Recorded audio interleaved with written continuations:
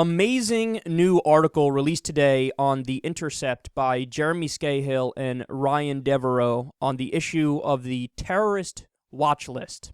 They found, quote, of the 680,000 people caught up in the government's terrorist screening database, a watch list of known or suspected terrorists that is shared with local law enforcement agencies, private contractors, and foreign governments, more than 40% are described by the government as having, quote, no recognized terrorist group affiliation. Come again? So wait, these are people that they're looking at for terrorism reasons, and they're admitting, well, actually, no, there's, quote, no recognized terrorist group affiliation. So why are you looking into them? That would appear to be a reason not to look into them. They say that category, 280,000 people, dwarfs the number of watch-listed people suspected of ties to al-qaeda, Hamas, and Hezbollah combined.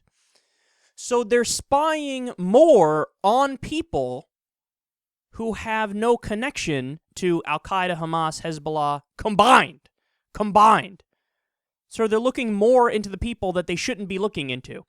They say the tracking actually has gotten worse under Obama, so unfortunately, this is another area where he's become an even bigger neocon than the previous administration. When it comes to the no-fly list, which I should also mention is different from the other list, the terrorist watch list, quote, Obama has boosted the number of people on the no-fly list more than tenfold to an all-time high of 47,000 people, surpassing the number of people barred from flying under George W. Bush.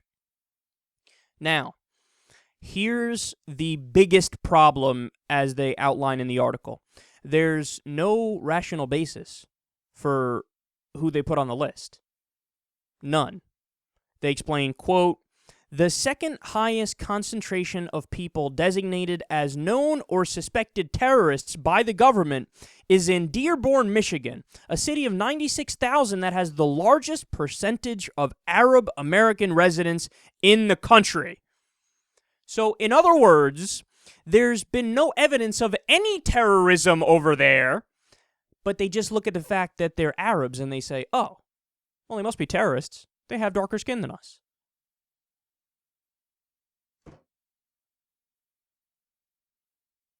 You know, the more and more I read these articles, the more I think that the U.S. government actually functions like the openly racist and ridiculously stupid cops that were in Harold and Kumar Go to Guantanamo Bay.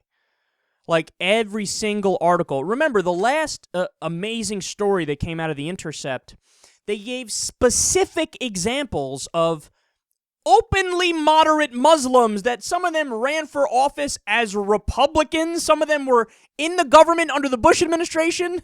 Okay, some of them were out there calling for peace directly after 9/11 in a press conference, denouncing all radical Muslims. And they are Muslims, right? But because they're Muslims, they were being spied on. The NSA was spying on them. Knowing that they were moderate Muslims, the NSA was spying on them. They actually said in one of the memos and one of the documents, you are supposed to treat moderate Muslims like they are terrorists. Well, this is another example of that happening right here. No evidence of any terrorism, no actual reason to look into them, but they say, well, they're Muslim or they're Arab, so therefore I guess they must be associated with terrorism in one way or another. And look, man, I get it. I'm not saying you can never look into somebody who is Arab or Muslim. Of course not. That's stupid. That's just as extreme in the other direction. You have to go where the evidence takes you, and they're not doing that. They're just saying, no, we just think that particular group of people is the only group of people that ever does any terrorism, and so we're only going to look into them. Now, David Gomez, a former senior FBI special agent, said the following about this, quote, if everything is terrorism, then nothing is terrorism. The watch listing system is revving out of control. In other words, we can't fucking keep up with this. This is getting out of control here. You're telling me that all these different people are terrorists and none of them are terrorists, so how can I possibly keep up with all of it? And how can I actually look into the real threats? The real threats. And also, allow me to add this. The entire article makes perfectly clear the only people that they're looking into are, like I said, this tremendous chunk of people that have no recognized terrorist group affiliation, right?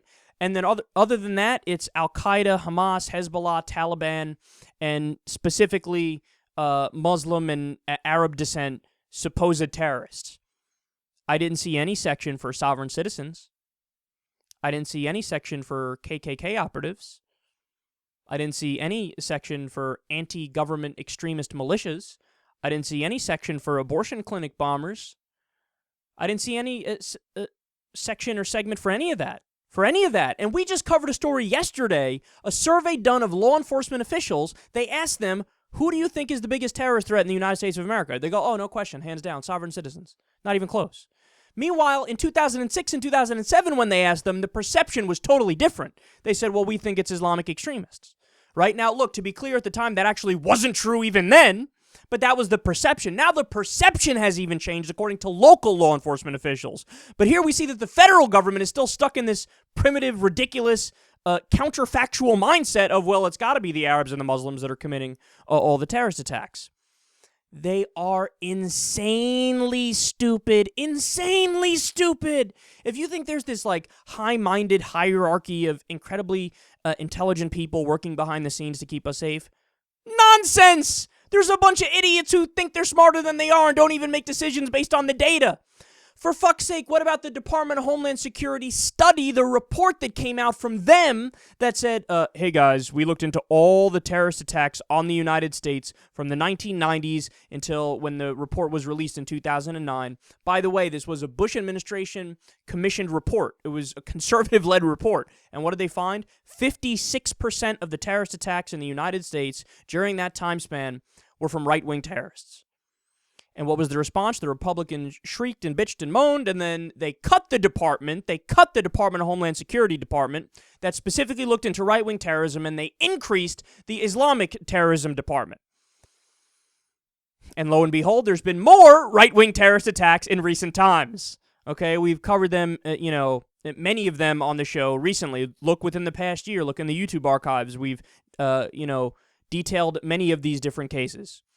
So what we have is a federal government that they're just a joke. They're just a joke how they go about with their counterterrorism and how they go about with their intelligence gathering.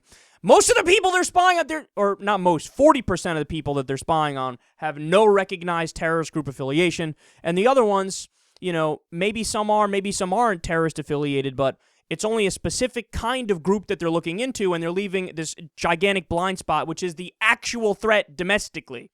The actual biggest threat domestically, it's a fact, are right-wing terrorists, but they don't treat it that way. They're just looking into al-Qaeda, Hamas, Hezbollah, etc., etc. So yet again, great job from the Intercept and Glenn Greenwald and Jeremy Scahill and Ryan Devereaux, yet again giving us information that the media should be talking about ad nauseum, ad infinitum, but unfortunately it's just a tiny segment of journalists actually doing their job left in the country.